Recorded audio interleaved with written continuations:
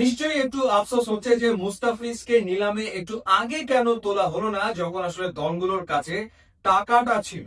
যে সময় মুস্তাফিজকে নিলামে তোলা হলো তখন আসলে অনেকগুলো দলের কাছে টাকাটা নেই। তারপরেও হাড্ডাহাড্ডি লড়াই শুরুতেই হলো চেন্নাই সুপার কিংস এবং দিল্লি ক্যাপিটালস এর ভেতরে। এমনটা হওয়ারই কথা, এটা সবাই অনুমান করেই ছিল। এবং এই দুই দলের লড়াই চলল 5,20,00,000 রুপি পর্যন্ত।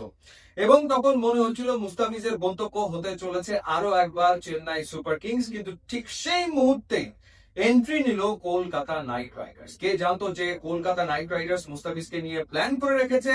মাথিসা পাতিরানাকে দলভুক্ত করার পর তাদের টার্গেট ছিল মুস্তাফিজুর রহমান, এবং এরপর চেন্নাই সুপার কিংস এবং কলকাতা নাইট রাইডার্স এর ভেতরে চললো হাড্ডাহাড্ডি লড়াই এবং অবশেষে 9,20,00,000 রুপিতে মুস্তাফিজ কলকাতা নাইট রাইডার্স এ যোগ দিলেন প্রথমবারের মতো। এর আগে মুস্তাফিজ 5টা দলে খেলেছেন আইপিএল এ, সব মিলিয়ে 8টা সিজনে তিনি খেলেছেন, কিন্তু কখনোই কলকাতা নাইট রাইডার্স এর হয়ে তার খেলা হয়নি। দিল্লি ক্যাপিটালস এর হয়ে 3বার খেলেছেন, সানরাইজার্স হায়দ্রাবাদের হয়ে তিনি 2বার খেলেছেন, চেন্নাই সুপার কিংস এর হয়ে তিনি 1বার খেলেছেন।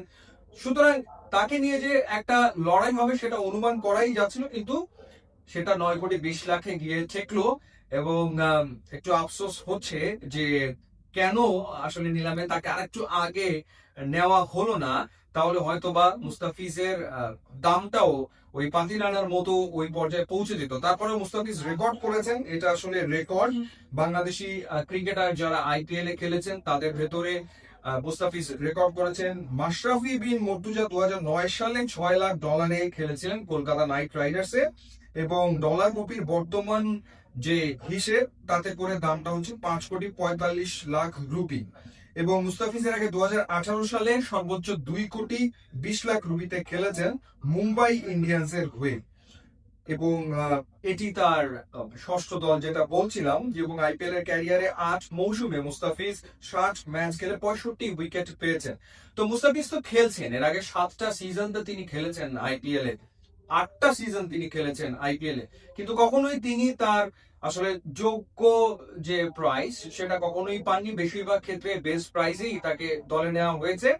এবারই আসলে মুস্তাফিজ সত্যিকার অর্থে তিনি একেবারে যথাযথ যে পারিশ্রমিক বা তার যে দামটা হওয়া উচিত সেটা আসলে পেলেন, যেটা সত্যিকার অর্থে রেকর্ড। এবং Kolkata night Riders definitely Pathirana এবং মুস্তাফিজকে নিয়ে প্ল্যান করবে, এবং মুস্তাফিজ একটা দুর্দান্ত আইপিএল খেলবে সেটা তো সবারই প্রত্যাশা। কিন্তু বাংলাদেশ ক্রিকেট বোর্ড মুস্তাফিজকে পুরো আইপিএল এর জন্য এনওসি দেবে কিনা সেই প্রশ্নটা থেকেই যাচ্ছে, কারণ বাংলাদেশের নিউজিল্যান্ডের বিপক্ষে হোয়াইট বল সিরিজ রয়েছে। সুতরাং দেখার ব্যাপার যে মুস্তাফিজকে আসলে ফুল সিজনের জন্য এনওসি দেওয়া হয় কিনা, কারণ সবসময় এনওসি নিয়ে বিসিবি এক ধরনের কি বলবো, যে তারা এক ধরনের নাটকই মঞ্চস্থ করে থাকে। তো সেই ক্ষেত্রে এবার কি সিদ্ধান্ত নেয় সেটা দেখার ব্যাপার। ইউটিউব ইনস্টাগ্রাম লিঙ্ক আছে, আপনারা যদি খুবই খুশি হবো। And thanks for watching.